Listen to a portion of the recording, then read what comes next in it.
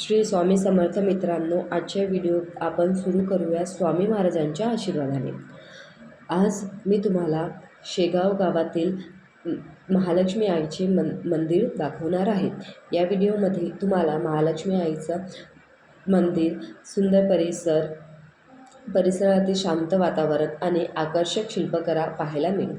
या मंदिरात 12 ज्योतिर्लिंगाचे पण दर्शन घडेल आणि त्याचबरोबर महालक्ष्मी आईचे आणि श्री तिरुपती बालाजीचे पण तुम्हाला अगदी सुंदर दर्शन घडेल। अगदी मनाला प्रसन्न लाभते असे हे दर्शन घडेल। 12 ज्योतिर्लिंगामध्ये तुम्हाला नर्मदेश्वर पण ज्योतिर्लिंगाचे दर्शन घडेल। महालक्ष्मी आईची मूर्ती अतिशय सुंदर आहे असून तिचे दर्शन घेतल्यावर भक्तांचा दिवस धन्य होतो। खरंच या मंदिराची शांतता आणि भव्यता मनाला खूप भावते। म्हणूनच तुम्ही कधी शेगाव गेले तर महालक्ष्मी आईच्या मंदिराला नक्की भेट द्या आणि या दिव्य स्थळाचा अनुभव घ्या। आणि तुम्हाला जर जायचं असेल तर शेगावच्या मंदिरातून हे मंदिर तुम्हाला 5 किलोमीटर पडेल।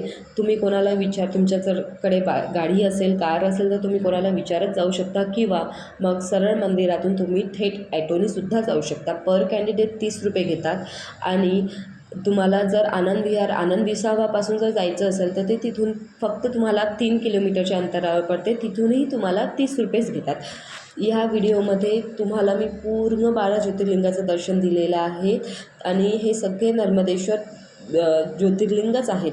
व्हिडिओ आवडला असेल तर लाईक करा, सबस्क्राईब करा आणि तुमच्या मित्रमैत्रिणींना शेअर करायला विसरू नका। आणि खूप खूप सुंदर अशी महालक्ष्मी आई आहेत। जय जय रघुवीर समर्थ, श्री स्वामी समर्थ, श्री स्वामी।